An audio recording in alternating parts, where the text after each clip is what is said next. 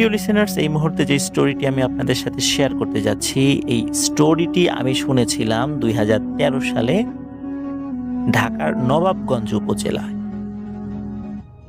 ওই সময়ে আমি নবাবগঞ্জ উপজেলায় থাকতাম আমার বোনের বাসায়। ওখান থেকেই আমি ইউনিভার্সিটিতে ক্লাস করতে যেতাম। বেশ দূরের পথ ছিল যদিও সেখান থেকে। প্রায় ৩৫ কিলোমিটার নবাবগঞ্জ থেকে গুলিস্তানের দূরত্ব। তো ওখান থেকে প্রতিনিয়ত আসা যাওয়া করে ইউনিভার্সিটিতে ক্লাস করতাম। তো ওখানে বেশ কিছুদিন থাকার সুবাদে নয়ন নামে এক ভাইয়ের সাথে আমার পরিচিত হয়। উনি আসলে ড্রাইভিং প্রফেশনে আছেন।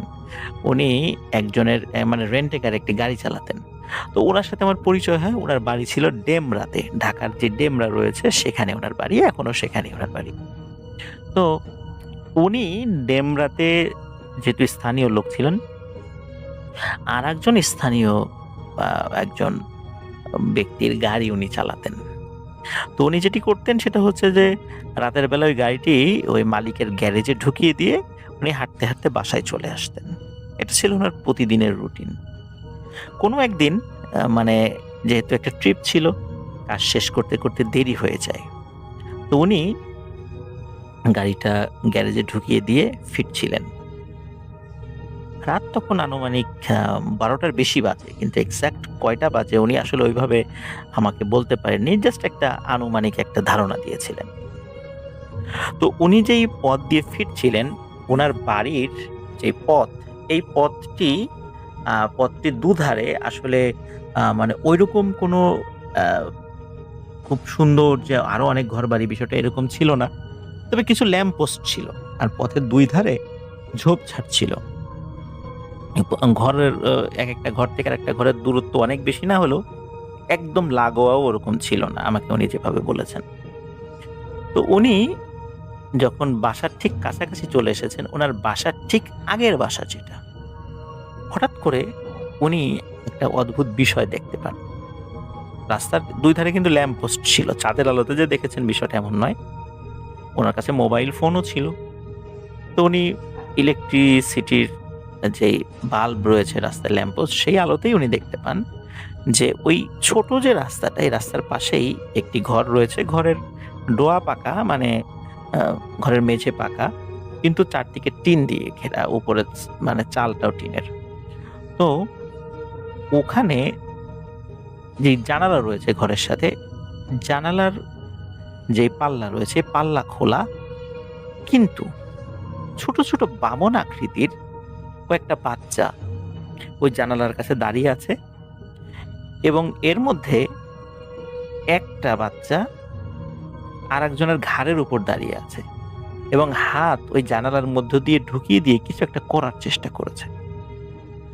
তো নয়ন ভাই মনে করেছে এরা মনে হয় মানে টোকাই বা এরকম চোর-টোর কিছু। তো উনি আবার বলে ওঠেন, "এই তোরা কারা?" তো নয়ন ভাই মনে করেছিলেন এটা তো বাচ্চা-কাচ্চারা হবে, পেছন থেকে যেটা দেখে মনে করেছিলেন। কিন্তু উনি যেটা দেখতে পান, এটা দেখার জন্য উনি প্রস্তুত ছিলেন না। উনি দেখতে পান ওই ৩-৪টা যেই বাচ্চার মতো যারা ওখানে জানালার কাছে দাঁড়িয়ে ছিল, এরা প্রত্যেকেই নয়ন ভাইয়ের দিকে ঘুরে তাকান। ঘুরে তাকানোর সাথে, সাথে নয়ন ভাই দেখতে পান এদের প্রত্যেকের চোখ জ্বলজ্বল করছে এবং এদের চেহারায় কোনো বয়সের ছাপ, মানে কোনো বাচ্চার ছাপ নাই। দেখে মনে হচ্ছে সব বয়স্ক একেকটা মানুষ এবং ছোট, ছোট মানে হাফ প্যান্টের মতো পরা খালি গায়ে ছিল। নয়ন ভাইকে দেখে এরা প্রত্যেকে হি, হি, হি করে হেসে ওঠে এবং হেসে যখন ওঠে তখন নয়ন ভাই তাদেরকে মানে ধাওয়া করে। ওরা কি করে? ওরা ওই পাশে থাকা ঝোপের মধ্যে একসাথে সবাই ঢুকে যায়। ঢুকে যাওয়ার পরে নয়ন ভাই মনে করেছে যে যাক, মানে গেছে, গেছে, এবার আমি বাসার দিকে চলে যাই। উনি আবার খেয়াল করেন যে পেছন থেকে ওই যে দুষ্টু যারা ওখানে যাদেরকে দেখেছিলেন, ওরা ওই ঝোপের মধ্যে বসে ঝোপ ঝাঁকাচ্ছে বা নাড়াচ্ছে এবং হি, হি, হি করে শব্দ করছে, হাসছে। মানে নয়ন ভাইকে উত্তেজিত করার চেষ্টা করছে, ভেংচি কাটছে। নয়ন ভাই খুব মেজাজ গরম হয়। উনি খুব সাহসী মানুষ ছিলেন, রাত বিরাতে গাড়ি চালান। তো উনি পাশে থাকা ওনার পায়ের কাছে থাকা মানে কিছু ইটের খণ্ড হাতে নেন। হাতে নিয়ে ওই ঝোপের মধ্যে ইট ছুঁড়ে মারেন। তো উনি একটা বিষয় দেখেন, সেটা হচ্ছে যে যেই ঝোপ একটু আগে ঝাঁকাচ্ছিল এর ঠিক পেছন দিকে আরেকটা ঝোপ রয়েছে। সেই ঝোপে গিয়ে ঝাঁকাঝাঁকি করতেছে আর হি, হি, হি করে হাসতেছে এবং নয়ন ভাইকে মানে ব্যঙ্গ করছে।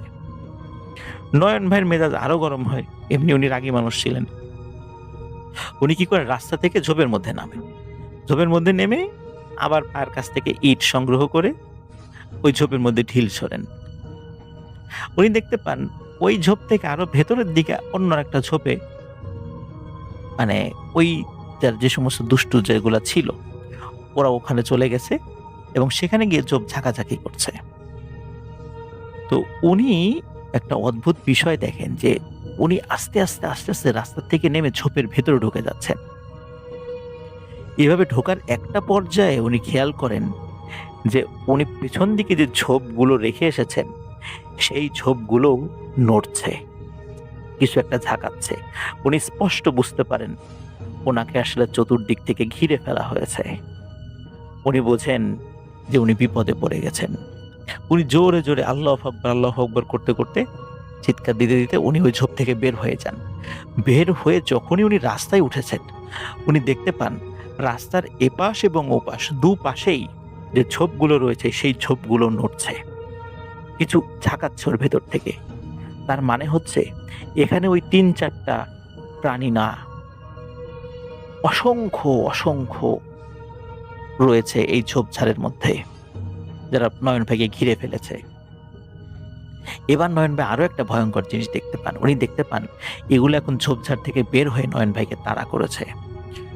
নয়ন ভাইয়ের বাসা যেহেতু কাছেই ছিল উনি দৌড়াতে থাকেন এবং জোরে জোরে আল্লাহু আকবার চিৎকার করতে করতে দৌড়াতে থাকেন। ওনার বাসার কাছে একদম যখন চলে আসছেন, ওনার বাসা ছিল হচ্ছে টিন দিয়ে ঘেরা, মানে বাসার যেই দেয়াল মানে যে বেড়া, এটা টিনের বেড়া ছিল এবং বাসার যেই গেটটা ছিল সেটাও টিনের গেট ছিল। উনি বুঝতে পারেন যে এখন টিনের গেট নক করার মতো সময় হাতে নেই। উনি বাসার কাছে এসে ওই টিনের গেটের উপর ঝাঁপ দিয়ে পড়েন। উনি একটু মোটাসোটা মানুষ ছিলেন। ওনার শরীরের ভারে টিনের গেট বেড়াসহ ভেঙে বাড়ির উঠোনে গিয়ে পড়েন। প্রচণ্ড এই শব্দে বাড়ির লোকজন যখনই বের হয়ে আসছে তখন বাড়ির লোকও স্পষ্টভাবে দেখতে পান অসংখ্য ছোট ছোট এই দুষ্টু জিনেরা তাদের বাড়ির কাছে চলে এসেছে। কিন্তু যখনই অনেক মানুষ দেখতে পেয়েছে তখন এরা সবাই আবার খুব দ্রুত গতিতে দৌড়ে ওই ঝোপের মধ্যে লুকিয়ে যায়। পরে আরো মানুষ আসে কিন্তু ওখানে আর কাউকে কেউ খুঁজে পায় না। নয়ন ভাই একদম মরতে মরতে বেঁচে যান। ওই গেটের উপর ঝাঁপ দেওয়ার কারণে ওর হাতের কয়েকটা জায়গায় কেটে ছিলে যায়, কিন্তু সেটা কোনো মারাত্মক কিছু ছিল না, একদম স্বাভাবিক বিষয় ছিল। নয়ন ভাই মারাত্মক ভয় পেয়েছিলেন। ঘটনা কিন্তু এখানেই শেষ নয় প্রিয় লিসেনার্স। নয়ন ভাই এই ঘটনার পরে উনি পরের দিন ওই যে বাড়িতে ওই দুষ্টু জিনেরা জানালার মধ্য দিয়ে কিছু একটা করার চেষ্টা করছিল। আসলে কি করছিল সেটা ওনার জানার ইচ্ছা ছিল, কারণ উনিও কিন্তু রাতের বেলা ওনার পরিবারকে বলেছিলেন যে উনি ফেরার পথে এরকম জিনিস দেখেছিলেন, ওই বাড়িতে এরকম করছিল, যার ফলশ্রুতিতে এই ঘটনা ঘটেছে। তখন তারাও পরের দিন ওই বাড়িতে যান যে এরকম একটা ঘটনা ঘটেছে। আসলে ওই জানালার কাছে ওই বাড়ির সদ্য ভূমিষ্ঠ একটি বাচ্চা, ওই বাচ্চাকে নিয়ে তার মা শুয়েছিল। এই দুষ্টু জিনেরা ওই বাচ্চার ক্ষতি করার জন্য ওখানে গিয়েছিল, কিন্তু নয়ন ভাইয়ের উপস্থিতি কারণে ওরা তেমন ক্ষতি করতে পারে নাই।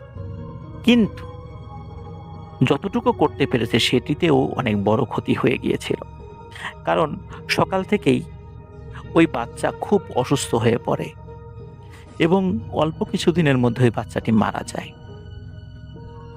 হয়তোবা নয়ন ভাই আরো আগে আসলে ওই দুষ্টু জিনেরা ওইখানে আসতে পারতো না, কিন্তু যাই হোক, যেটা ভাগ্য সেটা তো মেনে নিতে হবে।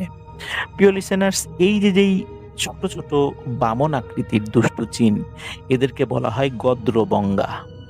এই গদ্রবঙ্গা সম্পর্কে এই ঘটনা যখন আমি শুনি, পরবর্তী এটা সম্পর্কে আমি একটু জানার চেষ্টা করি। আমি জানতে পারি এই গদ্রবঙ্গা জিনেরা নারী এবং শিশুদেরকে অ্যাটাক করে। এদের মূল টার্গেটই থাকে হচ্ছে নারী এবং শিশু। বিভিন্ন ডোবা, নালা, খাল, বিল, পুকুর, বিশেষ করে যেগুলো পচা পুকুর, তারপর ঝোপঝাড়, এইগুলোর মধ্যে এই গদ্রবঙ্গা জিনগুলো থাকে। এখনো পর্যন্ত সাঁওতাল সম্প্রদায়ের লোকেরা এই গদ্রবঙ্গা জিনের উপাসনা করে।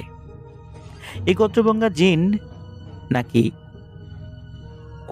তাদেরকে যারা উপাসনা করবে তাদেরকে ধনী বানিয়ে দেয়, স্বর্ণের মোহর এনে দেয়। কিন্তু এর বিনিময়ে ওরা ওই পরিবারের কোনো বাচ্চা সদস্যকে মেরে ফেলে, খেয়ে ফেলে বা নিয়ে যায়, বা এমন কিছু চেয়ে বসে যা একটি প্রাণকে নিঃশেষ করে দেয়। এটি ছিল ঘটনা, প্রিয় লিসেনার্স। আশা করি সবার ভালো লেগেছে। সবাই ভালো থাকবেন, সুস্থ থাকবেন। আসসালামু আলাইকুম।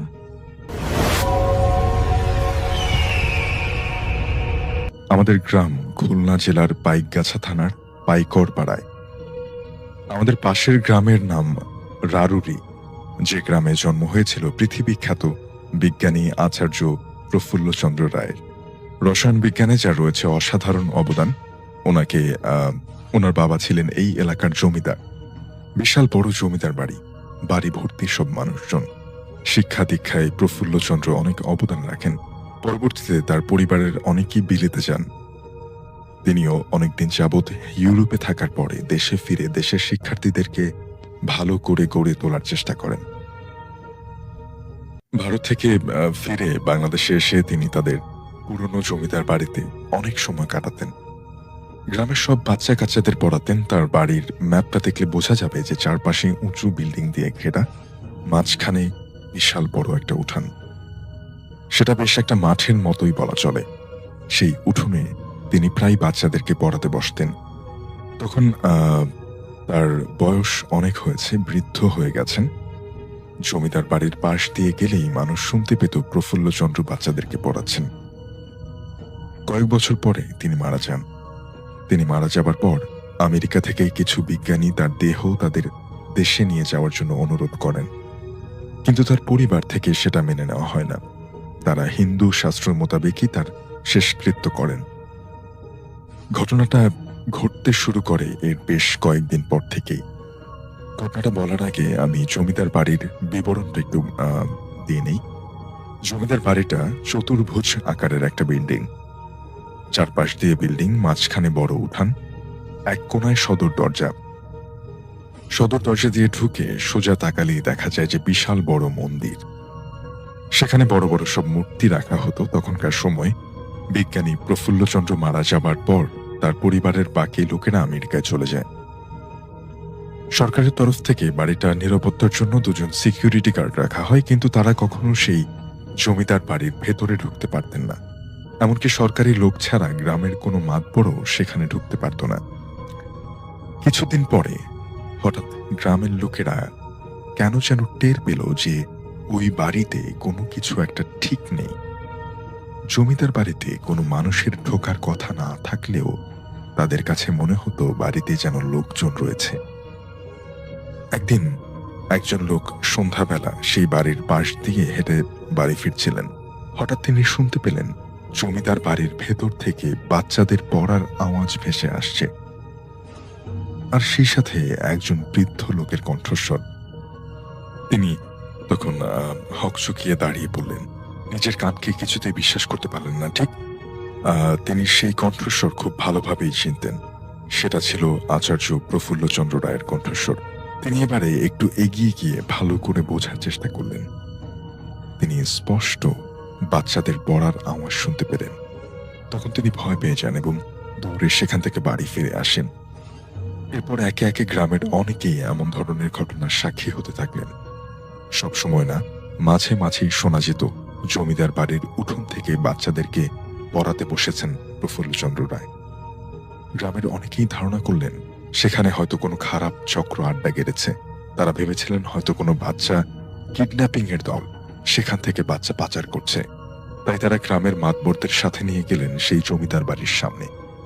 কিন্তু সিকিউরিটি কিছুতেই তাদেরকে ভেতরে ঢুকতে দিল না। তখন একজন খ্যাপা টাইপের লোক জোর জবরদস্তি করে ভেতরে ঢোকে।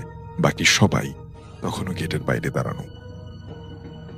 কিছুক্ষণ পরে হঠাৎ ভেতরে যাওয়া সেই লোকটার চিৎকার ভেসে আসে। তার সেই চিৎকার শুনে গ্রামের সবাই তখন সিকিউরিটিকে নিচে ফেলে জমিদার বাড়ির ভেতরে ঢোকে। আর ভেতরে ঢুকিয়ে দেখে ঠিক কিছু দূর সামনে মন্দিরের ভেতরে মা কালীর মূর্তির পায়ের তলায় হাত পা ছড়িয়ে পড়ে আছে সেই লোকটা। তার মাথা আর মুখ পুরোটাই রক্তে ভেজা। তারা তার কাছে পৌঁছতে পৌঁছতে সেই লোকটা ইহলোক ত্যাগ করেন। সাথে সাথে সবাই মিলে পুরো জমিদার বাড়ি এবং আশেপাশের সব জায়গা চষে ফেলেও কোথাও কাউকে খুঁজে পায়নি বা কোনো মানুষ খুঁজে পায়নি সেখানে। আর তাছাড়া জমিদার বাড়িতে ঢোকার এবং সেখান থেকে বেরোনোর একটাই রাস্তা, আর তা হলো মেইন গেট। এই ঘটনার পরে গ্রামের মানুষ বিশ্বাস করে নেয় যে এই বাড়িতে খারাপ কিছু আছে, আর নয়তো এটা কোনোভাবে অভিশপ্ত হয়ে পড়েছে। তাই তারা তখন থেকে সেই জমিদার বাড়ির ধারে কাছে যাওয়া বন্ধ করে দেয়। বড় বড় পূজারি এনে প্রফুল্লচন্দ্র রায়ের নামে পুজো করা হয় যেন তার আত্মা শান্তিতে থাকে। কিন্তু কিছুদিন পর থেকে আরেকটা নতুন সমস্যা শুরু হয়।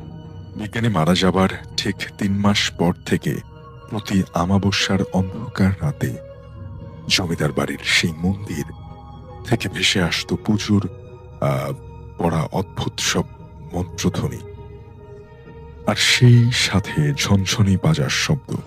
গ্রামের মানুষ আবার সবাই জড়ো হতো এবং আবার সেই সিকিউরিটিদেরকে চেপে ধরে চাপের মুখে পড়ে সিকিউরিটি কাঁদতে থাকে আর বলে যে অমাবস্যার দিন গভীর রাতে আচমকা ঘন্টা বাজতে শুরু করে, ধূপ ধনুর গন্ধে পুরো বাড়ি ভরে যায়, আর কে যেন মন্ত্র পড়ে পুজো করে। একদিন এক সিকিউরিটি টর্চ লাইট জেলে সেদিকে তাক করতেই সাথে সাথে বন্ধ হয়ে যায় সেই শব্দ। এরপর সে জ্ঞান হারিয়ে ফেলে। জ্ঞান ফেরার পরে তাকে জিজ্ঞেস করতেই সে শুধু বলতে থাকে, কালিমা রাগ করছে, আমার মেরে ফেলবে। অর্থাৎ সে দেখেছিল মা কালীর মতো দেখতে কেউ একজন তার দিকে ক্রুদ্ধ দৃষ্টিতে তাকিয়ে আছে। এই কথা শোনার পরে গ্রামের মানুষজন একে একে জমিদার বাড়ির এলাকা থেকে সরে যেতে থাকে। ধীরে ধীরে জমিদার বাড়ির চারপাশে ঝোপঝাড় আর বন জঙ্গলে ভরে যায়। যে সিকিউরিটি সেই রাতে টর্চ লাইট জ্বেলেছিল, পরবর্তীতে সে খুব অসুস্থ হয়ে পড়ে। কঠিন জ্বরের ঘোরেও সে শুধু ওই একটাই কথা বলতো, কালিমা রাগ করছে, আমার মেরে ফেলবে, এই বলতো আর বিলাপ করত। এবং একটা সময় লোকটা হারিয়ে যায়, তাকে আর কোথাও খুঁজে পাওয়া যায় না।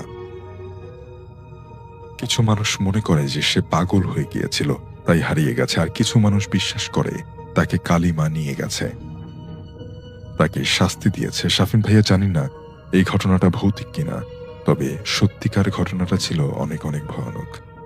আমাদের গ্রামের বৃদ্ধরা আজও ওই বাড়ির কথা শুনলে শিউরে ওঠেন। মরতে রাজি, তবে সেদিকে যেতে রাজি হন না তারা। আসসালামু আলাইকুম প্রিয় লিসেনার্স, আশা করছি আপনারা সবাই ভালো আছেন। আজকে যেই ঘটনাটি আমি শেয়ার করছি এটি একটি গ্রামের ঘটনা। আমি আশা করছি যে এই ঘটনাটি আপনাদের ভালো লাগবে। সময়টা শীতের রাত, সময় তখন প্রায় 11টার কাছাকাছি। চারদিকে কুয়াশায় ঢেকে গেছে, বাতাস এমন এক নিস্তব্ধতায় পৌঁছে গেছে যেন পৃথিবীটা হঠাৎ করেই থেমে গেছে। দূরে বাঁশঝাড়গুলো অদ্ভুত অদ্ভুত রকমের ছায়া ফেলে রেখেছে মাটির ওপর, যেন মনে হচ্ছে ভুতুরে কোনো একটা জগৎ সৃষ্টি করে রেখেছে। সেই রাতেই বিয়ে বাড়ি থেকে ফিরছিলেন আমার বন্ধু রাশেদের বাবা কামরুল হোসেন এবং তার ছোট ফুপু নাসিমা বেগম। তাদের বাড়ি ফিরতে হলে বিশাল একটা ফসলের মাঠ পার হয়ে আসতে হয়, যেটা দিনের আলোতে সাধারণ হলেও রাতের বেলায় যেন অন্য এক জগতের রূপ নেয়। এমন একটা দৃশ্য, যে দৃশ্য দেখে স্বাভাবিক মানুষও ঠিক থাকতে পারবে না। মাটিতে পা রাখার পর থেকেই তারা বুঝতে পারছিল কিছু একটা ঠিক নেই। মনে হচ্ছে কিছু একটা তাদেরকে তাড়া করছে। হাওয়া বইছে কিন্তু কোনো শব্দ নেই, এমনকি নিজের পায়ের শব্দটাও যেন মাটির নিচ থেকে কেউ শুষে নিচ্ছে। তবুও তারা হাঁটতে লাগলেন নিজেদের বাড়ির উদ্দেশ্যে। বাড়ি তো ফিরতেই হবে। তারপর হঠাৎ করেই তার ছোট ফুপু থেমে গেলেন। তার চোখ স্থির হয়ে সামনের দিকে তাকিয়ে আছে। তার বাবা কামরুল হোসেন বললেন, কি হয়েছে? ঠিক তখনই তারা দেখতে পারে মাঠের মাঝখানে দাঁড়িয়ে আছে একটা সাদা গরু। কিন্তু সেটা সাধারণ গরু নয়, তার শরীরের রং এতটাই সাদা যেন অন্ধকারের ভিতরে জ্বলছে। আর চোখ দুটো অস্বাভাবিকভাবে স্থির, গভীর, আর ভিতর থেকে যেন লালচে আলো বের হচ্ছে। কামরুল সাহেব এবার একটা ঢিল তুলে ছুঁড়ে মারলেন সেই সাদা জন্তুটার দিকে। ঢিলটা গিয়ে পড়ল ঠিক সেই গরুটার পাশে, কিন্তু শব্দ হওয়ার সাথে সাথেই গরুটা ধীরে ধীরে মাথা তুলে তাকালো। সেই মুহূর্তে তাদের মনে হলো ওটা গরু নয়, একটা অন্য জিনিস, যা গরুর রূপ নিয়ে তাদেরকে ভয় দেখানোর চেষ্টা করছে। তারপর যেটা ঘটলো সেটা আরো বেশি ভয়ানক। গরুটি দৌড়ে পালালো না, বরং ধীরে ধীরে তাদের দিকে হাঁটা শুরু করলো। তার পা মাটিতে পড়ছে না, কিন্তু শব্দ হচ্ছে। প্রতিটি পা ফেলার সাথে সাথে চারপাশের কুয়াশা যেন ঘন হয়ে উঠছে। পৃথিবীটা যেন আরো বেশি ভয়ানক হয়ে উঠছে। হঠাৎ করেই গরুটি মাঝ পথে থেমে গেল। আমাদের থেকে প্রায় 50 হাত দূরত্ব হবে। মাথাটা কাত করে এমনভাবে তাকালো যেন আমাদের দিকে কোনো মানুষ তাকিয়ে আছে। নাসিমা ফুপুর গলা একদম শুকিয়ে গেল। তিনি ফিসফিস করে বললেন, ভাই, এটা ঠিক না। তারপর এই গরুটার শরীর কাঁপতে শুরু করলো, যেন ভিতর থেকে কেউ সেটাকে ছিঁড়ে দুমড়ে মুচড়ে ফেলে দিচ্ছে। আর এক মুহূর্তের মধ্যে সেটা কুয়াশার মধ্যে একদম মিশে গেল। সেটা কি ছিল দুজনের চিন্তা করার সময়ও নেই, কারণ তাদেরকে বাড়ি ফিরতে হবে। তারপর একটা বৃদ্ধ নারী, সাদা শাড়ি পরা, মাথা নিচু করে দাঁড়িয়ে আছে ঠিক যেখানে গরুটা মিশিয়ে গিয়েছিল। তার চুলগুলো অস্বাভাবিকভাবে লম্বা, মুখ ঢেকে রেখেছে। তারা স্থির হয়ে দাঁড়িয়ে রইল। কোনো শব্দ নেই, শুধু দূর থেকে কুকুর হঠাৎ চিৎকার করে উঠল। কামরুল সাহেব কিছু বলতে চাচ্ছিলেন, ঠিক তখন এই বৃদ্ধ মাথা তুলে তাকালো। তার চোখ একদম ফাঁকা, কোনো মনি নেই চোখের ভিতরে, শুধু সাদা অংশ, আর ঠোঁটে এক ধরনের বিকৃত হাসি। এক পলকের মধ্যেই সবকিছু যেন বদলে গেল। তারা দৌড়ে বাড়ির দিকে ছুটতে চাইল, বুক ধরপড় করছে, নিঃশ্বাস ভারী হয়ে উঠেছে। বাড়ির কাছে পৌঁছতেই তারা থপ করে থেমে গেল। বারান্দাটা দেখতেই তারা আরো বেশি ভয় পেয়ে গেল, কারণ তাদের বাড়ির বারান্দায় সেই বৃদ্ধ বসে আছে। একবারে সে পানের বাটা খুলে বসে আছে, ধীরে ধীরে পান চিবাচ্ছে। ঠোঁটের কোণে লাল রং জমে আছে, কিন্তু সেটা পান না, রক্তর মতো লাগছিল। মনে হচ্ছিল কারো গোশত চিবিয়ে খাচ্ছে। তারপর নাচিমা কাঁপতে কাঁপতে বললেন, আপনি কে? আমাদের বাড়িতে? বৃদ্ধ কোনো উত্তর দিল না, ধীরে ধীরে মাথা তুলল। তারপর যা ঘটলো সেটা মানুষের চোখে দেখা সম্ভব না। সে আস্তে আস্তে দাঁড়ালো, কিন্তু তার পা মাটিতে ছোঁয়নি। মাটির ওপর সে দাঁড়িয়ে আছে। সে আস্তে আস্তে দাঁড়ালো এবং ভাসমান অবস্থায় আমাদের সামনের দিকে এগিয়ে এলো। তার মুখে সেই বিকৃত হাসিটা যেন লেগেই আছে। তারপর খুব নিচু কর্কশ কণ্ঠস্বরে বলল, তোমরা আমাকে ডেকেছিলে। এই কথাটা শুনেই নাচিমা চিৎকার করে জ্ঞান হারিয়ে ফেলল। কামরুল চাচা পিছনে গিয়ে হোঁচট খেলেন। তার মনে পড়ে গেল মাঠে ঢেল ছোড়ার সময় তিনি মনে মনে বলেছিলেন, দেখি তো কে আছে। সেই চ্যালেঞ্জটাই হয়তো নিয়ে নিয়েছে সেখানকার থাকা জিনগুলো। ভয়ে পাগলের মতো দৌড়ে তিনি পাশের গুড়ের চুলার দিকে গেলেন। সেখানে কয়েকজন মানুষ ছিল। সবাই মিলে ফিরে এসে নাসিমাকে উদ্ধার করলো, কিন্তু আশ্চর্য বিষয় হলো তখন বারান্দায় কেউ ছিল না, শুধু পানের বাটা খোলা আর ভিতরে লাল রং কিছু লেগে আছে। মনে হচ্ছে একটু আগেই কেউ এটাকে ধরেছিল। সেই রাতের পর নাসিমা 3 দিন পুরো জ্বরের মধ্যে ছিল। মাঝে মধ্যে তিনি ঘুমের মধ্যে বলতেন, কিন্তু সেই কণ্ঠটা তার ছিল না। তিনি বলতেন, আমি তোদের ছাড়ব না, তোদের ঘরেই থাকব। তিনি একা থাকলেই অনুভব করতেন কেউ না কেউ তাকে ডাকছে। রাতে ঘুম থেকে উঠে দেখতেন বারান্দায় কেউ বসে আছে, কাছে গেলে কিছুই নেই। এইরকমভাবে প্রায় এক মাস পর তিনি ঘুম থেকে উঠে পানির জন্য বাহিরে গেলেন। দরজার কাছেই এসে তিনি একদম জমে গেলেন। আবার সেই বারান্দায় সেই বৃদ্ধ বসে আছে। এবার সে সরাসরি তার দিকে তাকিয়ে আছে, মুখে রক্তিম মাখা হাসি। ধীরে ধীরে সে বলল, এবার তোর পালা। পরদিন সকালে কামরুল চাচাকে অজ্ঞান অবস্থা পাওয়া যায়। তার গলায় হালকা কিছু একটা দাগ ছিল, মনে হচ্ছিল কেউ যেন তার গলাটা চেপে ধরেছে। তারপর থেকে তিনি আর কখনো স্বাভাবিক হননি। গ্রামের মানুষ বলে সেই মাঠ এখনো আছে, কিন্তু মাঝরাতে কেউ যদি ভুল করে সেখানে যায়, মাঝে মাঝে দেখা যায় একটা সাদা গরু দাঁড়িয়ে আছে। আর কেউ যদি সাহস করে তাকিয়ে থাকে, তাহলে কিছুক্ষণ পরেই বুঝতে পারে ওটা গরু না, অন্য কিছু। এটাই ছিল ঘটনা।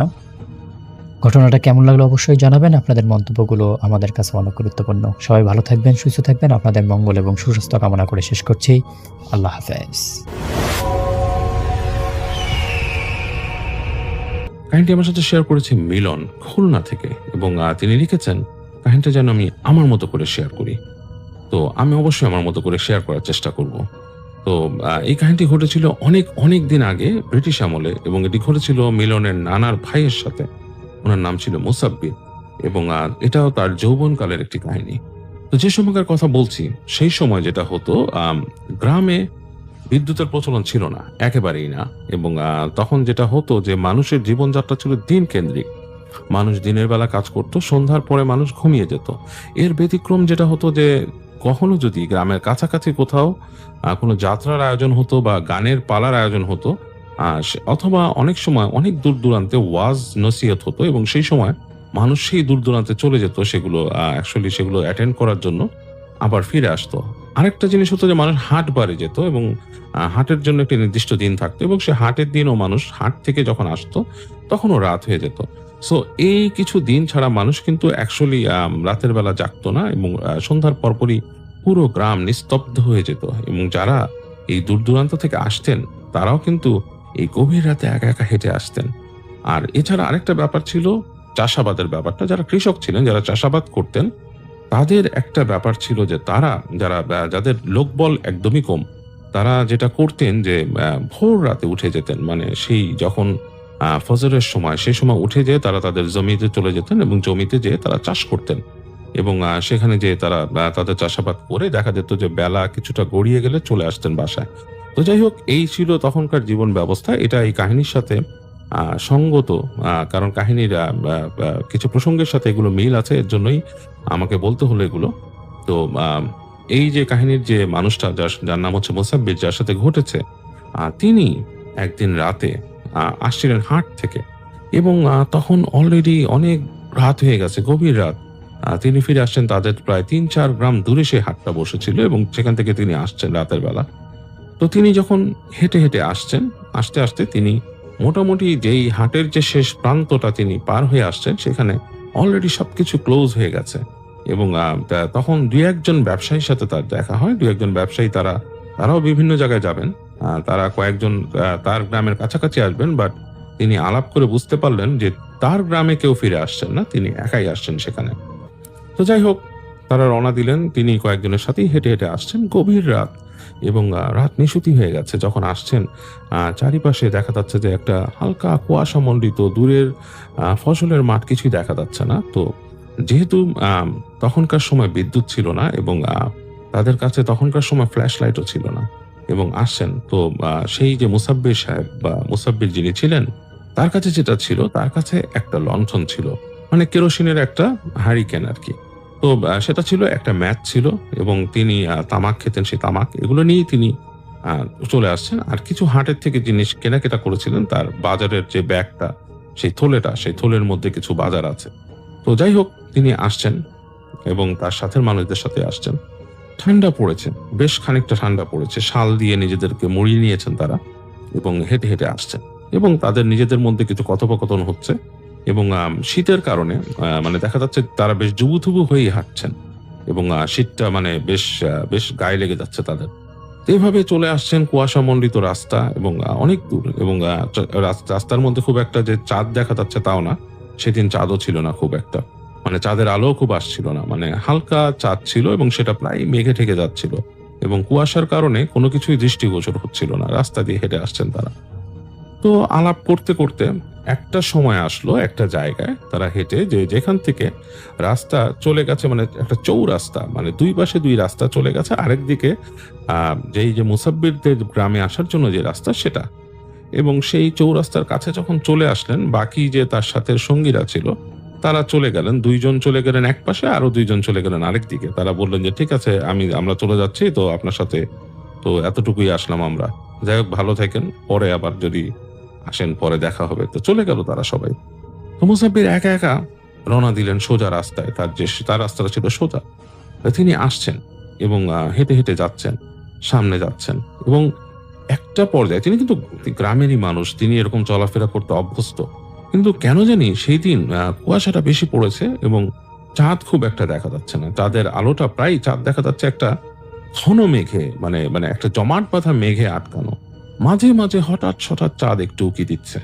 তো সেই চাঁদের আলোটা হঠাৎ যখন পড়ছে, কুয়াশাটা মনে হচ্ছে একটা ঘোলাটে বর্ণের পানির আকার ধারণ করছে। যেমন জিনিসটা অনেকটা এরকম, আমি যদি বলি যে আপনারা যদি একটা গ্লাসের মধ্যে অল্প দুধ থাকা অবস্থায় পানি ঢেলে দেন, যেটা হবে সেই গ্লাসের পানি কিন্তু একটা ঘোলাটে বর্ণ ধারণ করবে।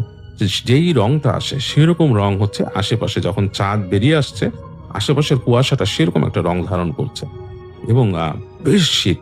এবং যখন নাকি মুসাব্বির একা হয়ে গেলেন, তার মনে হচ্ছে যে শীতটা আরো জেঁকে বসলো, এবং তিনি বেশ অস্বস্তি ফিল করছেন, কারণ তার হাত দিয়ে ব্যাগ ধরে রাখা লাগছে।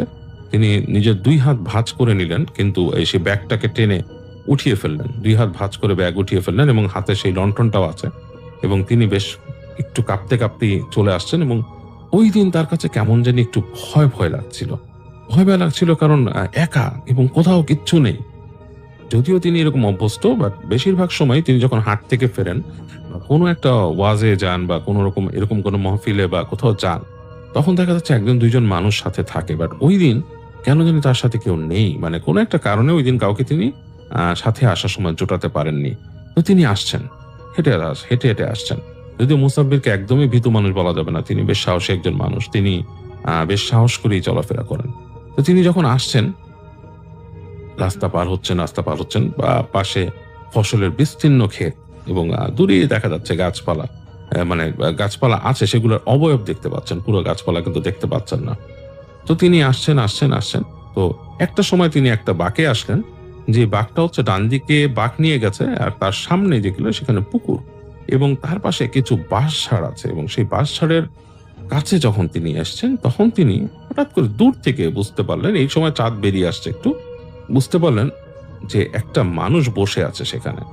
মানুষ বা কেউ, মানে আসলে মানুষ পুরোপুরি বোঝা যাচ্ছে না, মনে হচ্ছে যে একটা চাদর মুড়ি দিয়ে কেউ একজন বসে আছে। তো তিনি দেখেছেন তার থেকে প্রায় 10-12 ফিট দূরে। তো তিনি যখন হেঁটে হেঁটে কাছিয়ে আসছেন, তিনি কিন্তু হাঁটার গতিটা কমিয়ে দিলেন ওটাকে দেখে। একবার তিনি ভাবলেন যে এই চাঁদের আলো তো হঠাৎ আসছে চলে যাচ্ছে, আমি কি লণ্ঠনটা জ্বালিয়ে নেব, একবার ভাবছেন উনি। তো তারপরও আবার একটু অস্বস্তি ফিল করছেন। তো তিনি হাঁটার গতিটা কমিয়ে তিনি আস্তে আস্তে আসছেন। তো তখনও চাঁদের আলো আছে, চাঁদের আলোতে বোঝা যাচ্ছে দূরে মনে হচ্ছে কালো চাদর গায়ে দিয়ে কেউ বসে আছে, বেশ কুঁজো হয়ে বসে আছে। এবং সেটা যে কিছু একটা মানুষ বা কিছু, সেটা বোঝা যাচ্ছে তার মুভমেন্টে, আর সেটা জেস্চারে তিনি বুঝতে পারছেন যে এটা কোনো মানুষ হবে, কারণ অন্য কোনো প্রাণী এরকম হয় না। হ্যাঁ, এবং আরো যখন কাছিয়ে গেলেন, তিনি আরো শিওর হলেন যে ওটা কোনো মানুষই বসে আছে। উনি একটু অস্বস্তি ফিল করলেন যে একটা মানুষ এরকম গভীর রাতে বাঁশঝাড়ের পাশে বসে থাকবে কেন। তো তিনি একটু কাছিয়ে যখন এসছেন, প্রায় 8-10 ফিট দূরে, তখন তিনি থেমে দাঁড়ালেন। কারণ অনেক কথা উনি শুনেছেন এবং এই ধরনের কথা গ্রামে প্রচলিত থাকে, কুসংস্কার বা সংস্কার বা এই ধরনের অতিপ্রাকৃত জিনিসের কথা কিন্তু গ্রামে সবাই জানে। তো তিনি গলা খাকারি দিলেন, কেসে উঠে বললেন, এই কে ওইখানে ভাই, কেরা বসে আছেন এখানে? তো ওই পাশ থেকে দেখা গেল বেশ ভারী গলায় একটা মানে কণ্ঠ ভেসে এলো, বললো, মুসাব্বির না? তো তিনি একটু থতমত খেয়ে গেলেন যে তাকে চিনছে এই রাতের বেলা, এবং তাকে কিভাবে মানে তার যদি পরিচিত মানুষও হয়, তার কাছে কণ্ঠস্বরটা মোটেই পরিচিত লাগছে না, তার যদি পরিচিতও হয় তাকে কিভাবে চিনবে এরকম রাতের বেলা? তো তিনি বলছে, হ্যাঁ মুসাব্বির কেডা আপনি? আমি মুসাব্বির, আপনি কেডা? তো তিনি যখন জিজ্ঞেস করলেন যে আমি মুসাব্বির, আপনি কেডা, তখন ওই পাশ থেকে সেই কণ্ঠস্বরটা উত্তর দিল যে আমি ইদাম। ইদাম। তো উনি আসলে ইদাম নামে কাউকে চিনতেন না। তো তিনি বললেন, ইদাম কেডা? আমি ইদাম চিনি না। আপনি কেডা? আপনার চিনি না।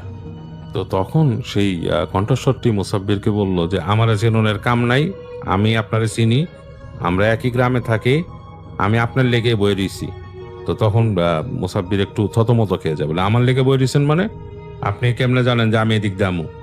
বলে যে হ্যাঁ, আপনার লেগে বয়ে রইছি, আমি জানি আপনি হাটে গেছেন এবং আমিও হাটের থেকে ফিরে যাইতেছি, আমি একলা যাইতে চাই না, আমি এনে আটকে রইছি, আপনার লগে যাইতাম করে আমি বসে আছি, আপনি আসেন। তখন মুসাব্বির একটু চিন্তা করে কয়েক সেকেন্ড যে আসলে মানুষটা কে, এবং এইভাবে তখন আসলে আরো একটা ভয় তার মধ্যে দানা বাঁধে, কোনো চোর ডাকাত বা এই ধরনের কিছু কিনা। তবে তখনকার সময় এইভাবে করে মানুষকে সাধারণত রাতের বেলা ডাকাতি কেউ করতো না। সেই সময়টাতে ডাকাত যারা ছিল তারা আসলে দলবল নিয়ে চলাফেরা করতো এবং তারা নিতান্তই ধনী মানুষের বাসায় হানা দিত, এছাড়া নর্মালি এসে এইভাবে একজন মানুষকে রাস্তায় ধরতো না। তো সেই বিষয়টা এভাবে চিন্তা করে মুসাব্বির যে আসলে হতেই পারে হয়তো গ্রামের কোনো মানুষ হয়তো এদিক দিয়ে যাচ্ছিল, হয়তো কারো কাছে শুনেছে যে এই গ্রাম থেকে আরো কে কে হাটে গেছে, হয়তো এই ধরনের কোনো কারণেই হয়তো এখানে বসে আছে। তো সে বলে, তাহলে আপনি জানতেন যে আমি আমি আসতেছি? বলে যে হ্যাঁ, আমি জানতাম যে আপনি আসতেছেন এবং আমি এর লেগে বয়ে দিছি আপনার সাথে যাবো। তো মুসাব্বির বলে, আচ্ছা ঠিক আছে, চলেন। তো দেখে যে সেই যে মানুষটি বসেছিল সে উঠে দাঁড়ালো এবং সে খেয়াল করলো যে যে উঠে দাঁড়িয়েছে সে বেশ লম্বা, তার থেকে বেশ বেশ বেশ লম্বা।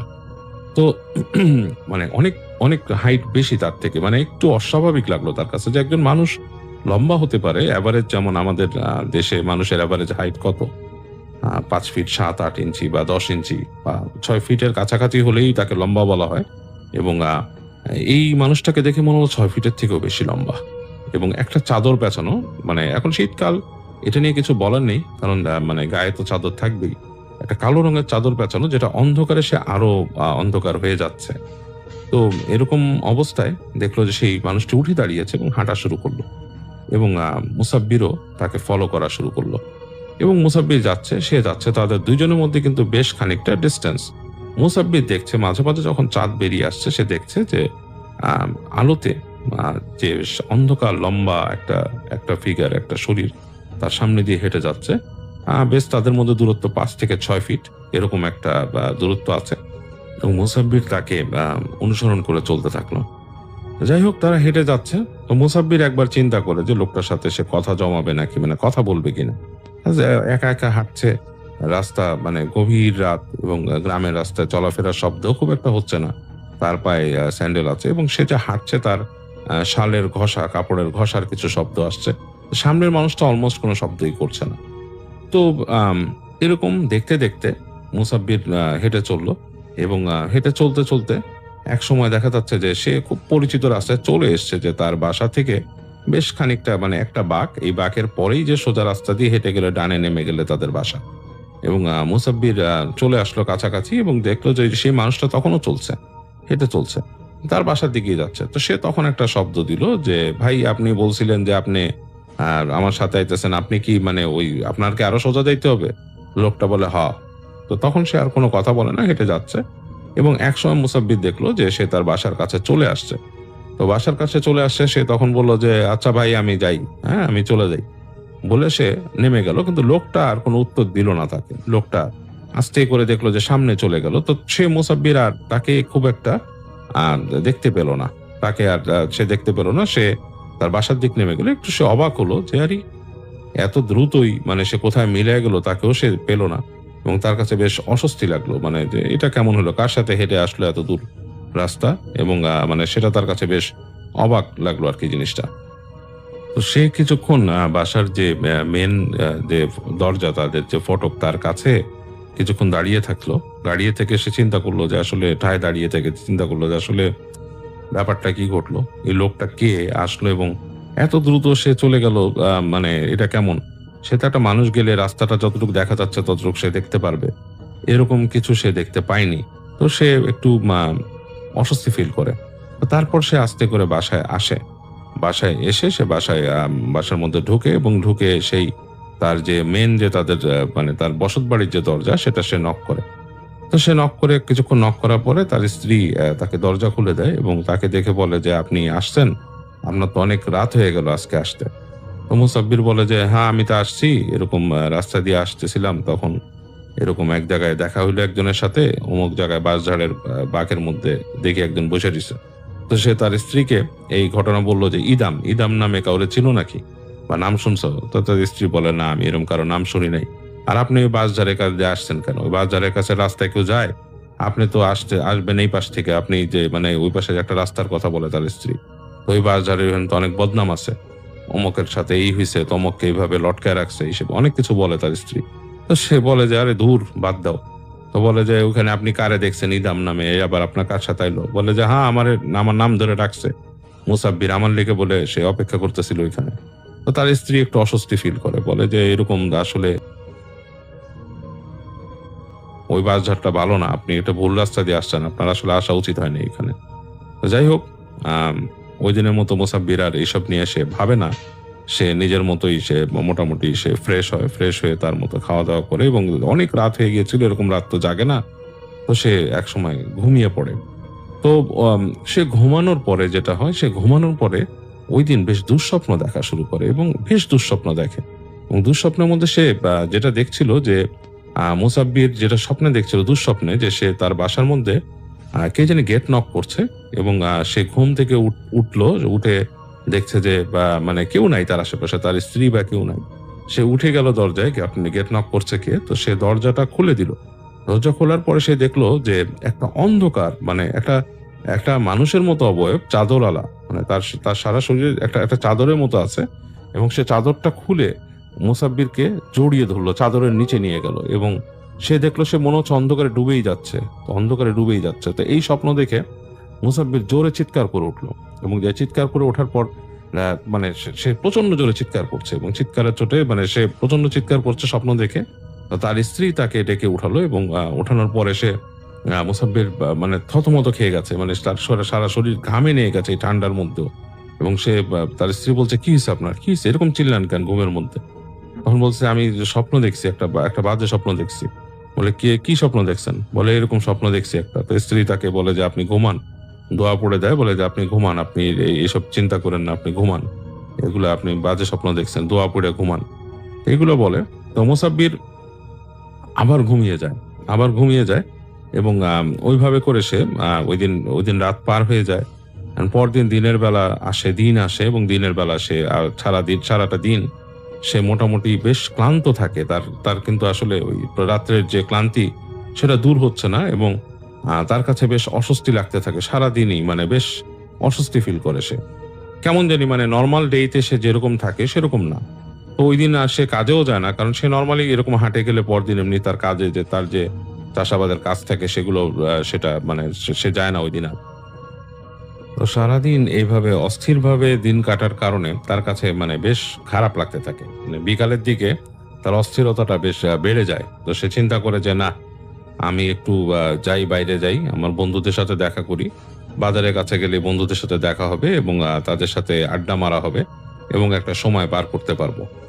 তো এগুলা ভেবে সে বিকালের দিকে বাসা থেকে বের হয়ে হেঁটে হেঁটে বাজারের দিকে যায়, এবং ওই দিন সে বোধ করতে থাকে তার কাছে বেশ শরীরটা বেশ অস্বস্তি লাগতেছে, মানে বেশ মানে অনেকটাই মানে টায়ার্ড লাগতেছে। তো ভাবে হয়তো অনেক হাঁটা হয়েছে কালকে, এই হাঁটার কারণে হয়তো অস্বস্তি লাগতেছে, মানে মানে সে খুব ভালো ফিল করতেছে না ওই দিনটা আর কি। এইভাবে করে তো সে হেঁটে হেঁটে শেষ পর্যন্ত যায় বাজারে। তো বাজারে গিয়ে যেই দোকানে তারা বসতো, যেখানে মানে একটা হোটেলের মতো, সেইখানে যে সে তার বন্ধুদেরকে পায়। তো বন্ধুদের সাথে দেখে কথাবার্তা বলে, তো বন্ধুরা বলে, কিরে তোরে দেখে আজকে মনে হইতেছে যে তুই বেশ অনেক ক্লান্ত, কি ব্যাপার তোর? বলে যে, না ক্লান্ত দোস্ত, কালকে এরকম তো হাট থেকে আসছি, হাইটা অনেক রাত হয়েছিল, আর হাটে কালকে যাওয়ার পথে আসার পথে একটা বেশ একটা ব্যাপার হয়েছে। বলে কি ব্যাপার? তা আমি যখন আসি তখন এরকম রাস্তার মধ্যে এক লোকরে পাইছি, এই লোকের নাম বলে ইদাম। এর নাম আমি কোনোদিন শুনি নাই, আর এই বেটা আমার লেগে বলে বয়েছিল এখানে। যাই হোক, আমি আইছি। বলে তুই কোন রাস্তা দিয়ে আসছিস? ওই যে আমি আসছি ওই যে এই পাশে যে বাঁক আছে, ওই যে এই পাশে বাস ঝাড়টা আছে বড় এন দিয়ে। বলে যে তুই কেন ওইখান দিয়ে আসছিস? ওই জায়গা তো ভালো না রে বেটা, ওখানে তো মানুষের লটকায় থিয়ে দেয় উপরে। কত মানুষের এরকম কত কাহিনী আছে, বাসের চাড় খাইছে, তারপর মানুষের লটকায় ফেলাইছে ওখান থেকে। তো ওই জায়গাতে তুই কেন গেছস? তো বলে যে, আরে বেটা আমি এইসব কি মানিনি, আমি আইছি, আমি জানি যে ওই রাস্তা যাইলে আমি সোজাইতে পারবো আমার গ্রামে। কয় না, তুই তো এই পাশ থেকে চলে আসতে পারতি, তোকে যে রাস্তা দিয়ে সবসময় আসস। তো সে এটা আর গায়ে ধরে না, বাদ দে বেটা। এটা কয়ে তার তো ওই বেটার কথা কেন বলতেছিস তুই? এটা আজব লাগলো আমার কাছে, আমার লেগে বয়ে দিছে। তো বন্ধুরা বলে যে, না আমরা চিনি না এরকম কাউর ইদাম নামে। তো যাই হোক, এইভাবে করে সে বন্ধুদের সাথে বা গল্প গুজব করে সে বলে, একসময় বলে যে, আমি চলে যাই, এমনি সন্ধ্যা হয়ে গেছে, বাসায় ফিরতে হইব। তো এই কথা বলে মুসাব্বির বন্ধুদের কাছ থেকে বিদায় নিয়ে সে রাস্তায় নামে চলে আসার জন্য, এবং সে হেঁটে হেঁটে বাড়ি ফিরছে। এবং যখন সে ফিরছে অলরেডি তখন সন্ধ্যা হয়ে গেছে, মাগরিবের আজান দিয়ে দিয়েছে, এবং খুব দ্রুতই আলো পড়ে যাচ্ছে, এবং দেখা যাচ্ছে যে অন্ধকার ঘনিয়ে আসছে। তো সে যখন হেঁটে আসছে, সে দূরে তাকিয়ে দেখছে যে অনেক দূরে যে প্রান্তর দেখা যাচ্ছে সেই জায়গায় হালকা আলো লেগে আছে, আর বাকি আশেপাশে কিন্তু বেশ অন্ধকার হয়ে গেছে। তো যাই হোক, সে ওই রাস্তা ধরে হেঁটে আসছে, আস্তে আস্তে সে দূর থেকে একসময় দেখতে পেল তার বাসা, এবং বাসার কাছে চলে আসলো। এবং বাসার মধ্যে সে দেখতে পাচ্ছে যে জানালা দিয়ে আলো আসছে, মানে বাসায় হয়তো হ্যারিকেন জ্বালিয়ে দিয়েছে অলরেডি। তো তখন দেখছে তখন আশেপাশে প্রায় আলো নাই, মানে খুবই কম, মানে একদম মানে অন্ধকার, প্রায় মানে মানে খেয়ে ফেলছে সবকিছু, এরকম একটা অবস্থা। মানে হালকা আলো, মানে এটা অনেকে যারা ওইরকম পরিবেশে গিয়েছেন বুঝবেন, খুব দূরে প্রান্তর থেকে হালকা আলো থাকে, বাট আশেপাশে সব অন্ধকার হয়ে যায়। তো এরকম অবস্থায় সে যখন নাকি বাসায় আসলো, মূল ফটক পার হয়ে ঢুকে সে দরজার মধ্যে আসলো, এসে দরজা নক করলো। তার স্ত্রী দরজা নক করার সাথে সাথে দরজা খুলে দিল এবং তাকে তাড়াতাড়ি বললো, ভেতরে আসেন। তো সে ভিতরে ঢুকে বললো, অবাক হলো যে কি ব্যাপার, এইভাবে কেন টানলাম আমার ভিতরে? বলে, আপনার সাথে কে আসতেছিল পিছনে? বলে, আমার পিছনে কে আসতেছিল? আমার পিছনে কেউ আসে নাই, আমি তো আসছি, আমার সাথে কেউ নাই। বলে যে, না আমি জানলা দিয়ে তাকাইছিলাম, আমি দূর থেকে দেখছি আপনার পিছনে কে যেন আসতেছে, আপনার থেকে অনেক লম্বা, আপনার থেকে প্রায় 1 হাত লম্বা, আপনার পিছে পিছে আসতেছিল, এবং আইসা আমাদের এই গেট পর্যন্ত আসছে। তো জানলা দিয়া তো আমি মূল ফটকের কাছে দেখি নাই, আমাদের মেন দরজা যে মেন যে বাড়িতে ঢোকার যে দরজা, এর পাশ থেকে তো দেখা যায় না এখানে। এরপরে আমি দেখলাম, দরজার কাছে আসছি, আমি আইসা দেখি আপনারে, এরপর দেখি আপনার সাথে আর কেউ নাই। তো কথাটা শুনে মুসাব্বির বেশ অবাক হলো। সে বললো যে, মানে ব্যাপারটা কি, মানে কে আমার ফলো করে আসলো, এবং আমার তো 1 হাত লম্বা, এবং সে মানে বেশ থতমত খেয়ে গেল। তো যাই হোক, মুসাব্বির তারপর বাসায় ঢুকে গেল। বাসায় ঢুকে যে সে তার মতো মানে হয়ে মানে ফ্রেশ হলো। ফ্রেশ হয়ে সে মোটামুটি রাতের বেলা সন্ধ্যার সময় তার যে কার্যক্রম, ছোটখাটো যে কাজ থাকে, হিসাব কিতাব, সেই এগুলা করলো, করে টোরে সে খাওয়া দাওয়া করলো রাতে। তো খাওয়া দাওয়া করে তার খুব ক্লান্ত লাগছে, তো সে ঘুমাতে গেল রাতে। তো যখন ঘুমাতে গিয়েছে, সে ঘুমাতে গেলেই মানে কিছুক্ষণ শোয়ার পর তার ঘুম চলে আসলো, এবং ঘুমের মধ্যেই কিছুক্ষণ পরই সে আবার সেই দুঃস্বপ্ন দেখা শুরু করলো। তো সে এরকম দেখছে যে মানে তাকে কেউ একজন ডাকছে, এবং ডেকে তার সাথে তাকে দেখে হাসছে, এবং সেই মানুষটা তাকে ডাকছে, ডেকে হাসছে, তার চেহারা সে দেখতে পাচ্ছে না, যে একটা মানে অন্ধকার একটা অবয়বের মতো তাকে দেখে হাসছে। এবং সে এক সময় দেখলো যে সেই হাসিয়া যে হাসছে, সে মুখটা কাছিয়ে আনলো, সে কাছানোর মুখের মধ্যে সে জাস্ট দেখতে পেলো যে 2টা চোখ জল করছে, এবং 1 সারি দাঁত, এবং তাকে দেখে খিচিয়ে দিল আর কি দাঁতটা, মানে মুখ খিচালো। তো এইটা দেখে সে ভয় চিৎকার করা শুরু করলো স্বপ্নের মধ্যে। তো স্বপ্নের মধ্যে সে যে চিৎকার করছে, সে যে আসলেই চিৎকার করছিল, মানে বাস্তব জীবনে সেটা সে বুঝতে পারেনি, সে চিৎকার করছে। তো সে এক সময় চোখ মেলে খেয়াল করে দেখে যে তার দিকে তার স্ত্রী তাকিয়ে আছে, তার স্ত্রী হাসছে তার দিকে তাকিয়ে, এবং হাসিটা খুব বিদঘুটে একটা হাসি, কেমন যেন একটা বাঁকা হাসি। সেটা দেখে সে ভয়ে তার স্ত্রীকে ধাক্কা দিয়ে দিল প্রচন্ড জোরে, এবং স্ত্রী ছিটকে একপাশে পড়লো, এবং একপাশে পড়ে সে তখন দেখছে যে, সে খেয়াল করছে যে তার মানে তখন তার হুঁশটা ফিরলো। সে দেখছে তার স্ত্রী ব্যথা পেয়েছে এবং সে মানে অবাক চোখে তাকিয়ে আছে তার দিকে। বলে, আপনার কি হয়েছে? তখন সে একটু সম্বিত পেল। সে তাড়াতাড়ি লাফ দিয়ে উঠে তার স্ত্রীকে উঠালো। বলল যে, আসলে আমি বুঝতে পারিনি, আমার মনে হচ্ছিল যে তুমি হাসতেছো আমার দিক তাকায়, কেমন মুখ বাঁকায়, আমি একটা বাজে স্বপ্ন দেখতেছিলাম। তো স্ত্রী বলে যে, না, আমি তো আপনি ঘুমের মধ্যে চিল্লাইতেছেন, আমি আপনারে ডাইকা তুলতে গেছি, তা আপনি আমারে দিলেন ধাক্কা। তো তখন মুসাব্বির একটু থতমত খেয়ে যায়, বলে যে, আসলে আমি বুঝতে পারিনি, আমার মনে হইলো যে তুমি হাসতেছিলে আমার দিকে। তো যাই হোক, এরকম একটা ইসে তো তার স্ত্রী থেকে সে উঠে বসায়। সে অনেকবার স্ত্রীর কাছে ক্ষমা চায়, বলে যে আসলে আমি ইচ্ছা করে করি নাই, তোমার ধাক্কা দিই নাই ইচ্ছা করে। তো যাই হোক, এরকম অবস্থায় যে বাকি যে রাতের অনেকখানি অংশ সে আর ঘুমাতে পারে না, তার স্ত্রী আস্তে ধীরে ঘুমিয়ে যায়। কিন্তু স্ত্রী মানে খুব চিন্তিত হয়ে ঘুমায়, সে চিন্তা করে কি হলো তার স্বামীর। তো এইভাবে রাত অনেক যখন নাকি গভীর হয়ে যায়, একটা সময় মুসাব্বির চিন্তা করতে থাকে, সে আর ভয়ে আর ঘুমাতে পারে না দুঃস্বপ্নের ব্যাপারটা চিন্তা করে। তো এইভাবে চিন্তা করতে করতে এক সময় সে মনে করে যে এখন তো আসলে মানে ভোর হয়ে গেছে, আমি আমার জমিতে যাই নাই, আমি আজকে যাই, আমি চাষ দিতে যাই। এই চিন্তা করে সে উঠে বসে সে একবার চিন্তা করে স্ত্রীকে জাগাবে কিনা। তো চিন্তা করে যে না, এরকম রাত্রে তো এমনি ঘুমাইতে পারে নাই, এরকম তাকে ধাক্কাও দিচ্ছে। তখন সে চিন্তা করে যে না, স্ত্রীকে না জাগায় সে উঠে যায়। উঠে সে মোটামুটি তৈরি হয় তার খেতে যাওয়ার জন্য। তার টুকিটাকি জিনিসপত্র যা আছে সেগুলো নিয়ে সে যায়, বের হয়ে তার যেই যেই যেই সেই গরু দিয়ে সে চাষ করে, মানে যে ষাঁড় দিয়ে সে চাষ করে, সে ষাঁড়ের খোয়াড়ের কাছে যায়। এবং সে যখন খোয়াড়ের কাছে যাচ্ছিল, তার কেন জানি মনে হয় যে তার পেছনে পেছনে কেউ আসছে, পা টেনে টেনে। মানে এরকম জিনিসটা যে পা টেনে টেনে আসলে কেমন একটা সর শব্দ হয়, সেরকম একটা শব্দ সে পাচ্ছে। মাটির মধ্যে কেউ একটা পা ছেঁচড়ে আসতেছে। তো সে একবার পিছনে ফিরে তাকায়। তো তাকিয়ে দেখে যে কেউ নাই পেছনে, এবং পুরো ফাঁকা জায়গাটা, এবং বেশ আলো হয়ে আছে। মানে আশেপাশের মানে সে দেখছে যে বেশ আলো আছে, মানে আলো ফুটছে, এবং সে মনে করে যে আসলে তো আলো ফুটে যাচ্ছে আর এর মধ্যে আসলে কেউই নাই। তবে বেশ নিস্তব্ধতা, মানে আসলে গ্রামে ভোরের দিকে এত নিস্তব্ধ থাকে না, পাখির ডাক আসে এবং অনেক কিছু, বাট ওই দিন সে কোনো পাখির ডাক বা কিছু শুনতে পাচ্ছে না, বেশ নিস্তব্ধতা। তো এইটাতে তার কাছে কিছু একটু অস্বস্তি লেগে যায়, কারণ তার পুরো উঠোন জুড়েই নিস্তব্ধতা, মনে হচ্ছে খা খা করছে চারিপাশ। তো সে হেঁটে হেঁটে সে যায় তার সেই যে গোয়ালের কাছে যেখানে তার ষাঁড়গুলো থাকে। তো সে সেখানে যায় এবং ষাঁড়গুলো কেমন জানি ঘর মানে শব্দ করতে থাকে, একটা মানে মানে যেরকম গরু বা ষাঁড় যেটা করে অনেক সময় তারা একটা শব্দ করে গলা দিয়ে, সেরকম একটা শব্দ করতে থাকে এবং সে একটু অস্বস্তি ফিল করে। তো সে যাই হোক, তারপরও সে তার তার যে গরুর ইসে ঢোকে, গোয়ালে ঢোকে, এবং ঢুকে সে তার ষাঁড়গুলোকে বের করে।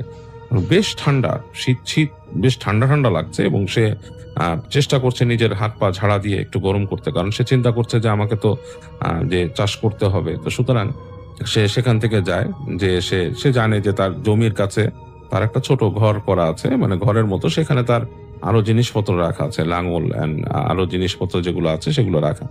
যাই হোক, সে ষাঁড় দুটোকে সেখান থেকে নিয়ে সেগুলোকে নিয়ে সে হাঁটা শুরু করে, এবং হেঁটে হেঁটে যাচ্ছে, সে বের করে রাস্তা দিয়ে যাচ্ছে, এবং যেখানে তার যে জমি যেখানে চাষ দেবে, তো সে পুরো রাস্তা দিয়ে যাচ্ছে, এবং তার শুধু এই রাস্তায় কিন্তু সে এর মধ্যে আর কাউকে দেখেনি। তো সে চিন্তা করে যে এই ভোরে যারা চাষ করে তার পরিচিত কিছু মানুষকেও সে এরকম দেখেছে, যে যারা হেঁটে যায় চাষ করতে, কিন্তু আজকে সে কাউকেই দেখেনি, পুরা রাস্তাটাই ফাঁকা। সে এক চিন্তা করছে যে আসলে কেউ কি বেরোলো না, তাহলে কি আমি একটু বেশি আর্লি বেরো ফেললাম নাকি, তো এই এত আলো কেন চারিপাশে। তো এই আলো কেন, এটা সে উত্তর একটু পরেই পায়। কেন সে হাঁটতে হাঁটতে হঠাৎ করে তাকিয়ে দেখে যে তার সে যে বিশাল ওই যে মানে ইসের মধ্যে দিয়ে হাঁটছিল, মানে পাশে অনেক গাছ ছিল, উঁচু উঁচু গাছ, এবং সেই গাছের ওই পাশে গেলেই দেখে যে বিশাল চাঁদ আকাশে, একটা মানে বেশ বড় একটা চাঁদ, এবং সেই চাঁদের আলোটা পুরো জায়গাটা প্রান্তরটাকে ধুয়ে দিচ্ছে, এত আলো। এবং সে তখন বুঝতে পারে আসলে এই চাঁদের কারণেই তার কাছে মনে হয়েছে যে বাইরের দিকটা ফর্সা হয়ে গেছে, আসলে কিন্তু এতটা আলো নাই। তো তখন সে মনে করে আমি মনে হয় বেশি আর্লি বের হয়ে গেলাম, এখন কি আমি ফিরে যাব, ফিরে গেলে তো আবার সমস্যা, যে আমি এখন ফিরে গেলে হয়তো একটু পরেই আবার সেই ভোর হয়ে যাবে, বাট আমার তো আসলে মানে আমি এর থেকে এগিয়ে যাওয়াই ভালো। তো সে চিন্তা করে সে হাঁটতে থাকে, তার গরু ষাঁড় দুটোকে নিয়ে হাঁটতে থাকে এবং এবং শীত দেখে সে মাঝে মাঝে একটু জোরে হাঁটার চেষ্টা করে, ষাঁড়দেরকেও একটু বাগিয়ে নিয়ে যায়। এরকম করে সে একসময় তার জমির কাছে চলে আসে এবং সে ষাঁড়দেরকে নিয়ে সে নেমে যায় রাস্তার থেকে সেদিকে এবং আস্তে আস্তে আস্তে করে তার ক্ষেতের কাছে চলে যায়। তো তার ক্ষেতটা যে জায়গায় ছিল সেটা ছিল নদীর খুব কাছে, মানে তার যে জমিটা তার থেকে একটু দূরেই নদী, এবং সেই ক্ষেতের পাশেও কিছু জায়গা ছিল পুকুরের মতো আর কি, সেখানে পানি থাকে, মানে পানি ভরা। তো সেই আশেপাশে যে সে ফার্স্টে দাঁড়ায় এবং তার শীতটাকে সে মোটামুটি কন্ট্রোল করার জন্য নিজে কিছুক্ষণ মানে নিজস্ব শারীরিক যে ব্যায়াম আছে সেগুলো করে। তো এরকম ব্যায়াম ট্যায়াম করে সে চিন্তা করে যে আচ্ছা ঠিক আছে, শরীরটা একটু গরম করলাম, গরম করে আমি এখন ষাঁড়দেরকে সে তার কাজে লাগাবে। সে হেঁটে যায় তার সেই ছোট যেই একটা মাচার মতো মানে ঘরের মতো আছে সেখানে চলে যায়। সেখানে যেয়ে সে টেনে তার লাঙল বের করে এবং এনে সে তার ওই ষাঁড়দেরকে সে যে জোয়াল পরায় আর কি, যেটা দিয়ে সে চাষ করে আর কি, লাঙল লাগাবে আর কি, সব প্রস্তুতি নিচ্ছে আর কি সে এগুলো করার জন্য। মোটামুটি সেগুলো লাগাচ্ছে এবং কাজ করছে। তো হঠাৎ করে সে খেয়াল করে যে তার যে জমিটার শেষের দিকে মানে অন্যের জমি শুরু হয়েছে, সেখানে আরেকটা ফসল চাষ করা এবং সেখানে উঁচু আইল করা মাটির, এবং সেই আইলের মধ্যে মনে হচ্ছে কে যেন বসে আছে। এবং সে তখন খেয়াল করে যে এই কে বসে আছে এখানে। তো ওর অস্বস্তি লাগে, সে চিন্তা করে যে এখানে কে বসে আছে, এই আইলের মধ্যে বসা এরকম। তো সে অনেক চিন্তা ভাবনা করে সে মনে করে যে এটা কি অন্য কোনো কৃষক বা অন্য কেউই করতেছে। তো সে ওখান থেকে হাঁক দেয়, বলে এই কেডা রে, ওখানে কেডা। তো সেখান থেকে কোনো উত্তর আসে না। আবার সে হাঁক দেয়, এই কেডা রে। তো একটু পরে সেখান থেকে বলে আমি ইদাম। তো এমন ভাবে বলে, কণ্ঠটা তার কাছে বেশ ভয় ধরিয়ে দেয় তাকে, কারণ সে কিন্তু অলরেডি দুঃস্বপ্ন দেখছে কয়েকটা, এবং সেই দুঃস্বপ্নে কিন্তু এরকম ধরনের আর কি একটা অন্ধকার যে জিনিস, যেটা আমি বললাম যে এরকম দুঃস্বপ্ন সে দেখছে প্রায়। তো এটাতে তার বেশ ভয় ধরে যায়। তো সেই ভয় পাওয়াটা কিন্তু তার মাথায় ঢুকে গেছে, এবং সেই ইদাম ক্যারেক্টারটা তার স্ত্রীও তাকে বলেছে তার পেছনে কেউ আসছে। তো এরকম একটা ব্যাপার তার মাথায় আছে। তো সেই ইদাম এবার শুনে সে একটু ভয় পেয়ে যায়। সে তখন বলে, এই আপনি কেডা, আপনি কি চান, আপনার এইখানে কি? ইদাম বলে যে তোর সাথে আমার কথা আছে মুসাব্বির। এবার তুই করে বলে তাকে, তো বলে তোর সাথে আমার কথা আছে। তো সে বলে যে আমার সাথে কি কথা আপনার? বলে আছে, কথা আছে, তুই এদিকে আয়। তো মুসাব্বির তখন চিন্তা করে যে না, আমি না গেলে তো সমস্যা, আবার গেলেও সমস্যা। সে চিন্তা করে আপনি কেডা, আপনার আমি চিনি না। ওখান থেকে সে বলতেছে আপনি কেডা, আমি ওইখানে আমন, আপনি আমার কাছে আসেন। তো তখন দেখে যে সেই যে ইদাম যে ক্যারেক্টারটা, সে উঠে দাঁড়িয়ে সে দেখছে যে বেশ লম্বা কিন্তু, এবং চাঁদের আলো পড়েছে তার সেই শরীরের উপর, এবং যথারীতি সেই চাদর দিয়ে ঢাকা, কালো চাদর দিয়ে তার শরীরটা ঢাকা, এবং চাঁদের আলোতে তার কোনো ছায়া পড়ছে না। মানে চাঁদের আলোটা এমন ভাবে ছিল, মানে আসলে কিন্তু পড়ছে এই লোকের উপরে, সে তার ছায়া কিন্তু মাটিতে পড়ার কথা, কিন্তু পড়ছে না। তো এই ছায়া না পড়ার ব্যাপারটা দেখে না মুসাব্বির বেশ ভয় পেয়ে যায়, এবং সে একটু একটু পেছাতে থাকে। ওই ইদাম যখন সামনে এগিয়ে আসছে তখন কিন্তু সে পেছাতে থাকে। তো তখন সে হঠাৎ করে একটা হাসির শব্দ শোনে, দেখে যে ওই ইদাম যে ক্যারেক্টারটা সে হাসছে, এরকম হে হে হে হে করে হাসছে। এবং হঠাৎ করে দেখে যে সেই ইদামের দুটো হাত বেরোল, মানে ওই তার যে চাদরের ভেতর থেকে বেরোলো, এবং বেশ লম্বা হয়ে গেল হাত দুটো। মানে মনে হলো যে তার হাতটা ঠিক মাটির কাছে, তার হাঁটুর কাছে চলে আসছে। এবং এইটা দেখে ইসের ভেতরে, মুসাব্বিরের বুকের ভেতরে একটা ভয়ঙ্কর কাঁপন উঠে যায়, এবং সে তার গরু জোয়াল সব ফেলে সে ছেড়ে দৌড় দেয়। এবং সে যখন দৌড়াচ্ছে, সে পিছনে শব্দ পায়, পায়ের শব্দ, তার পেছনে কেউ দৌড়ে আসছে। এবং সে একবার ফিরে তাকিয়ে দেখে বেশ কিমাকার ভাবে তার পেছনে দৌড়ে আসছে সেই যে ইদাম নামে যে ক্যারেক্টারটা, সেটা দৌড়ে আসছে। এটা আসলে মানুষ না, সে বুঝে ফেলেছে অলরেডি, কারণ তার দৌড়ানোটাও বেশ ভয়ঙ্কর রকমের ছিল। মানে কেমন জানি বাঁকা হয়ে তার লম্বা লম্বা দুটো হাতকে, বেশ অস্বাভাবিক লম্বা হাত দুটোকে বাঁকিয়ে গিয়ে আসছে, এবং হাসছে এরকম করে হাসছে, এবং পেছনে পেছনে আসছে। তো প্রচন্ড জোরে ছুটছে। মুসাব্বির খুব জোর ছুটছে। মুসাব্বির কিন্তু বেশ বলশালী মানুষ ছিল, শক্তিশালী একজন মানুষ, এবং সে তার কৈশোর থেকে সে কুস্তি, মানে সেখানকার সময়কে যে কুস্তি করতো এবং সাঁতার করতো, এবং সব রকম সে স্পোর্টস অথেন্টিক ছিল, অনেক কিছুই করতো আর কি। তো সে প্রচন্ড জোরে ছুটতে পারতো, সে প্রচন্ড জোরে ছুটছে এবং সে নদীর পাড় ধরে ছুটছে এবং ছুটতে ছুটতে ছুটতে ছুটতে এক সময় সে খেয়াল করে তার পেছনে সেই এই যে ভৌতিক ভূতটা বা যেই ইরাম ক্যারেক্টারটা সেটা কিন্তু নাই। এবং সে তখন বুঝতে পারে চারিদিক খা খা করছে এবং সেই চাঁদের আলো কিন্তু তখনও আছে। তো সে দৌড়াতে থাকে, সে দৌড় থামায় না, আস্তে আস্তে দৌড়াতে মানে দৌড়ের গতি একটু কমায়। দৌড়াতে দৌড়াতে একসময় যে দেখে যে দূরে নদীতে একটা নৌকা এবং সেই নৌকা দাঁড়িয়ে আছে এবং নৌকার মধ্যে একজন মানুষ বসা আর কি নৌকার উপরে। তো মুসাব্বিরের আসলে তখন আসলে ভয়ের চোটে মানে সে প্রচন্ড ভয় কিন্তু পেয়েছে এবং সেই হিতহিত জ্ঞান হারিয়ে ফেলেছে। সে নৌকাটাকে দেখে মনে করে যে এই নৌকাটা দিয়ে আমি নদী পার হয়ে গেলে মনে হয় এই যে পেছনে যে বিপদটা রেখে এসছি এটার থেকে বাঁচতে পারবো, কারণ আমাকে ফলো করে এত দূর আসছে, নিশ্চয়ই এটার কোনো ব্যাপার আছে। তো সে দৌড়ে যে ওই ওই ওই নৌকার লোকটাকে বলে, এই ভাই এই ভাই এই ভাই, আমাকে আমার একটু নদীটা পার করে দেন, আমাকে নদীটা পার করে দেন। তো সে বলতে বলতে নৌকার কাছে চলে আসে। তো লোকটা কিছু বলে না, দেখে যে নৌকা যে পার করছে, সে উঠে দাঁড়ায় মানে নর্মালি সে তার হাতে সেই বৈঠা আছে, বৈঠাটা নিয়ে সে দাঁড়ায়। তো এই মুসাব্বির আর কোনো কথা না বলে সরাসরি সে নৌকায় উঠে বসে এবং নৌকায় উঠে বসে দেখে যে ওই লোকটা নৌকা চালানো শুরু করলো, মানে লগি দিয়ে নৌকাটাকে ঠেলে দূরে নিয়ে আস্তে আস্তে চলা শুরু করলো। এবং যখন সে যাচ্ছে নৌকাটা সামনের দিকে মানে বাড়ছে এবং সে দেখছে যে তীর থেকে সে সরে আসছে এবং তার কাছে বেশ মনে হলো যে মানে বেশ বেশ খানিকটা মানে শান্তি মানে ভয় থেকে একটু দূরে সে বাঁচলো। এবং এর আরেকটা নৌকাতে উঠে সে মনে করতে পারলো আরেকটা জিনিস, যে সে একটা কথা মানে শুনেছিল যে এই যে খারাপ জিনিস যেগুলো আছে, মানে জিন ভূত কিছু যে জিনিসগুলো, সেগুলো নদী পার হতে পারে না, এরকম একটা কাহিনী সে শুনেছিল। সুতরাং নৌকায় ওঠার পেছনে তার মানে ভয়ের মধ্যেই সে একটা মানে অবচেতন মনের লজিক খুঁজে পেয়েছিল সেটা।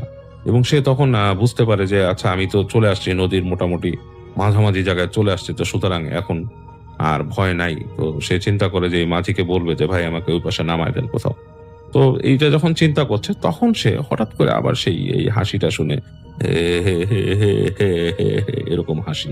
তো এটা শুনে সে ফট করে তার মানে শরীরের সব লোম দাঁড়িয়ে যায়, পিছনে ফিরে তাকিয়ে দেখে সে যে মাঝি যাকে বলছে সে তার দিকে তাকিয়ে আছে এবং সেই যে চাদর পরা এবং চাদরের ভেতর থেকে দুটো চোখ দপ করে জ্বলে উঠলো তার দিকে তাকিয়ে এবং সেই হাসি।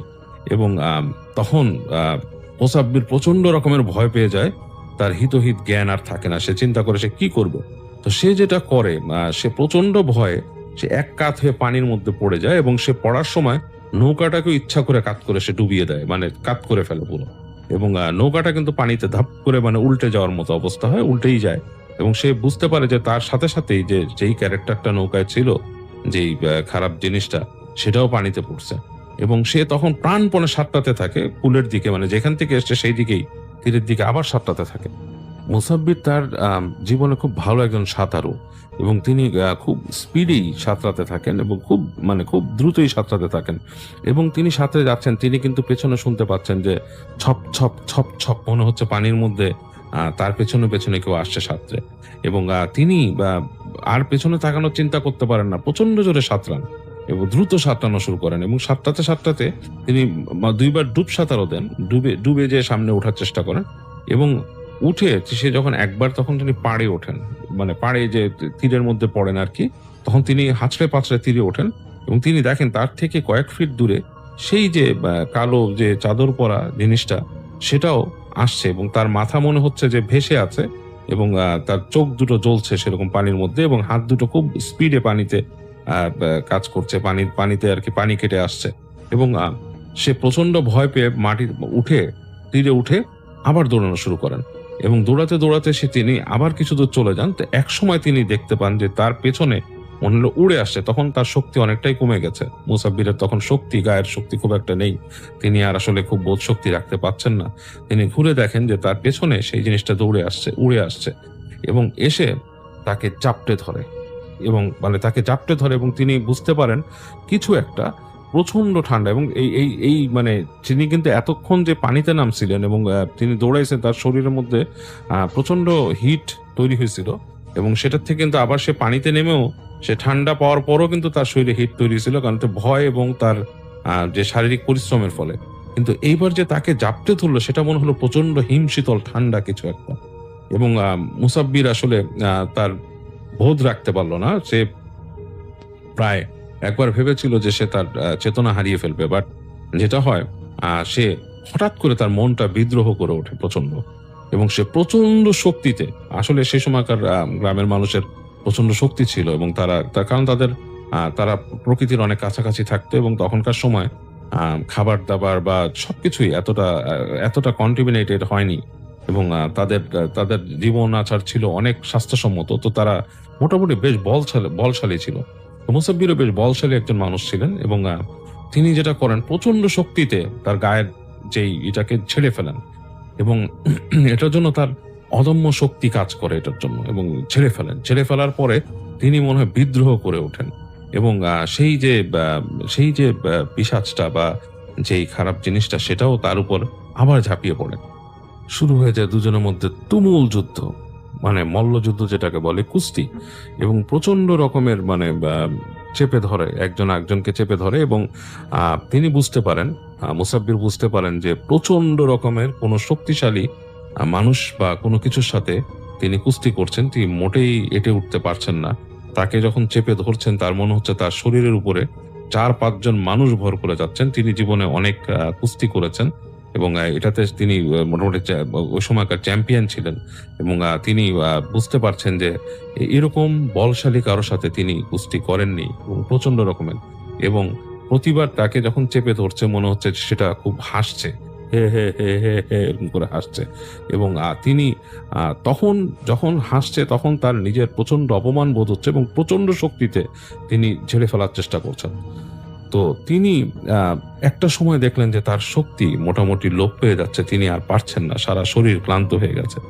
তো একটা সময় উনি বুঝতে পারলেন যে তাকে মানে চেপে ধরেছে, এবং তার দম চলে যাচ্ছে আস্তে আস্তে, এবং তার দিকে তাকিয়ে যে সেই জিনিসটা তাকিয়ে আছে, এবং তার চোখ তিনি দেখতে পাচ্ছেন যে জল জল করছে, এবং সেই চোখের দিকে তাকিয়ে তিনি আরো নিজের শক্তি হারিয়ে ফেলা শুরু করলেন, এবং মনে হচ্ছে যে চোখটার উজ্জ্বলতা ক্রমে বাড়ছে, এবং তার শরীরের শক্তি ধীরে ধীরে কমে আসছে। এরকম করতে করতে তিনি মনে হচ্ছে যে ওনার ভিতরের যে প্রাণ শক্তিটা সেই চোখগুলো শুষে নিচ্ছে, এবং ক্রমে উজ্জ্বল থেকে উজ্জ্বলতর হচ্ছে, এবং তিনি বুঝতে পারলেন যে তার আসলে সময় শেষ হয়ে আসছে, এবং তার শরীরের শক্তিও প্রায় নিঃশেষ হয়ে যাচ্ছে। তিনি আর তার শরীরে কোনো শক্তি খুব একটা ফিল করছেন না। তো তিনি এক পর্যায়ে প্রায় আত্মসমর্পণের মতো করে ফেললেন, যে তিনি বুঝছেন যে তিনি এখন শেষ হয়ে যাবেন। এই সময় ওনার ভেতরে হঠাৎ করে একটা বোধ আসলো, তিনি সৃষ্টিকর্তাকে স্মরণ করলেন, তিনি আল্লাহকে স্মরণ করলেন, এবং স্মরণ করায় হঠাৎ করে কোত্থেকে জানি তার মধ্যে প্রচন্ড রকমের একটা শক্তি দানা বেঁধে উঠলো। কিছুক্ষণের জন্য তিনি প্রচন্ড একটা ঝাড়া মারলেন নিজের শরীর, এবং সেই প্রচন্ড ঝাড়ায় সেই জিনিসটা তাকে ছেড়ে দিয়ে সরে গেল কিছুটা, এবং তিনি মন থেকে দোয়া পড়লেন, এবং দোয়া পড়ে তিনি ছেড়ে দৌড় দিলেন, এবং তিনি যখন দৌড়াচ্ছেন তিনি আবার ফিল করলেন যে তার পেছনে কেউ আসছে দৌড়ে। এই সময় তিনি ক্ষীণ শব্দে দূর থেকে নদীর ওই পারে কোনো একটা হয়তো মসজিদ ছিল, সেখান থেকে আজানের শব্দ শুনতে পেলেন, খুব ক্ষীণ, এবং এই আজানের শব্দ শোনার সাথে সাথে মনে হলো তার পেছনের যে দৌড়ের শব্দটা থেমে গেল, আর কোনো শব্দ উনি পিছনে পাচ্ছেন না, এবং ওনার মনের মধ্যে একটা অসাধারণ প্রশান্তি এবং সাহস ভর করলো। তো তিনি দৌড়ানো শুরু করলেন, দৌড়াচ্ছেন, এবং ওই শব্দ আর পাচ্ছেন না। তো এইভাবে দৌড়াতে দৌড়াতে তিনি দূরের ক্ষেতে দেখলেন যে মানুষ আর 2-3 জন মানুষ দাঁড়িয়ে আছেন, কয়েকজন মানুষ, এবং তাদের সাথে কয়েকটা গরুও দেখলেন তিনি। তো তিনি কোনো মতে দৌড়াতে দৌড়াতে তাদের কাছে গেলেন, যে ধপ করে পড়ে গেলেন, তার আর কিছু মনে নেই। তো পরবর্তীতে যেটা হয়, মুসাব্বির জ্ঞান ফেরে তার বাড়িতে, তখন তার প্রচন্ড জ্বর, এবং তিনি প্রচন্ড অসুস্থ, এবং তার সারা শরীরে ব্যথা। তার বাড়ির মানুষজন তাকে তার স্ত্রী জিজ্ঞেস করে কি হয়েছে, এবং তিনি কোনো মতে অস্ফুটভাবে স্ত্রীকে ঘটনার এত বর্ণনা না দিয়েও মোটামুটি কিছুটা বলেন যে সে এরকম কিছুর মধ্যে পড়েছিল, এবং তার স্ত্রী তখন তার অন্যান্য যারা তার ভাই এবং আত্মীয় আছে তাদেরকে বলেন, এবং তারা সবাই মোটামুটি তার জন্য মানে ব্যাপারটা নিয়ে চিন্তা ভাবনা করেন। তাকে সুস্থ করার জন্য তারা গ্রামের ওখানে যিনি হুজুর ছিলেন, মৌলানা ছিলেন, তাকে ডাকেন, ডেকে বলেন যে তার এরকম হয়েছে, এবং মুসাব্বিরের স্ত্রী তিনিও বলেন যে তার সাথে মূল ঘটনাটা ঘটে এরকম হাটবারে আসার পথে, এবং তারপর থেকে এরকম অবস্থা। তো যিনি মৌলানা সাহেব ছিলেন তিনি তখন তাকে মোসাব্বিরকে দেখেন, তার শরীরে অনেক জ্বর, এবং বলে যে এটা আসলে এসছে তার এই সেই বদ জিনের সাথে তার সেই মারামারির কারণে, বা সেই যে সে যে কুস্তি করেছে এই কারণে, এবং সে কবে সুস্থ হয় এটাও বলা যায় না। তো মৌলানা সাহেব বলেন যে ওই জায়গা থেকেই সে জিনটা, যেদিন নাকি তিনি আসছিলেন রাস্তায়, তাকে এম করেছিল, মানে তাকে ঠিক করেছিল, এবং সেই জিনটা আসলে চাচ্ছিল তাকে কোনোভাবে মেরে ফেলতে। মানে ওইটা খুব দুষ্ট একটা জিন ছিল, এবং সে তার কাজই এটা, এবং সে চাচ্ছিল তাকে মেরে ফেলতে। বাট কোনো কারণে ওই দিন সে মুসাব্বিরকে ধরতে পারেনি সঠিকভাবে। সম্ভবত মুসাব্বির হাট থেকে আসার সময় দোয়া পড়ে শরীর বন্ধ করেছিল, এবং এই কারণে সে মুসাব্বিরকে ওই দিন সুবিধা করতে পারেনি, এবং সে তককে তককে ছিল সে, এবং তার স্ত্রী যেদিন দেখেছে ওই দিনও সেই জিনের আসলে এম ছিল তাকে যদি সুযোগ মতো পেত তাকে সে ধরতো। বাট সে বাড়িতে পৌঁছে যাওয়ায় তাকে সে ধরতে পারেনি, এবং সে তককে তককে ছিল, তাকে স্বপ্নে ভয় দেখিয়েছে, এবং ফাইনালি তাকে রাতের বেলা সে যখন নাকি চাষাবাদের জন্য বের হয়, এটা তার একটা ভুল ডিসিশন ছিল, অথবা তার এই স্বপ্নর দ্বারাই প্রভাবিত হয়ে সে বের হয়েছিল, এবং তাকে কিন্তু ওই দিনই সুবিধা মতো সে ধরেছিল, তাকে মারার জন্য চেষ্টা করেছে অনেকভাবে। তো হুজুর যেটা বললেন যে ওকে এখন থেকে বলে হুজুর বন্ধ করে দেন, তাকে তার তার শরীর বন্ধ করে দেন, এবং তার ঘর বন্ধ করে দিয়ে যান, এবং বলেন যে তার স্ত্রীকে বলেন যে আপনাদের বাসায় সম্ভবত মনে হয় যে ধর্মীয় প্র্যাকটিসটা কম। তো তার স্ত্রী বলেন যে হ্যাঁ আসলে আমি বেশি পড়ি, সে খুব একটা পড়ে না, কিন্তু সে এমনি মানে বিশ্বাসী মানুষ, দোয়া দুরুদ পড়ে সব সময়, কিন্তু হয়তো মানে তার নামাজটা ঠিক মতো পড়া হয় না। তো তখন তাকে হুজুর বলেন যে আপনি অবশ্যই ওনাকে নামাজ পড়তে বলবেন, এবং অসুস্থ হওয়ার পরে, উনি এখন অসুস্থ, এখন তার জ্বর কবে কমে সে কবে সুস্থ হয় সেটাও ঠিক নাই, তবে হুজুর তার মতো তিনি তার মশলা দিয়ে যান, যে বলে যে এটা করতে হবে, এই পড়া পানি তাকে খেতে দিবেন, এবং বলে যে একজন ভালো চিকিৎসকের শরণাপন্ন হন, দেখেন কবিরাজ ডেকে আনেন যে তাকে ওষুধ দিবে, এবং এই দোয়ার পাশাপাশি তাকে সে কবিরাজি ওষুধও তাকে খেতে হবে এবং দেখতে হবে। তো যাই হোক, মুসাব্বিরের চিকিৎসা করা হয়, এবং দীর্ঘদিন অসুস্থ থাকার পর সে সুস্থ হয়।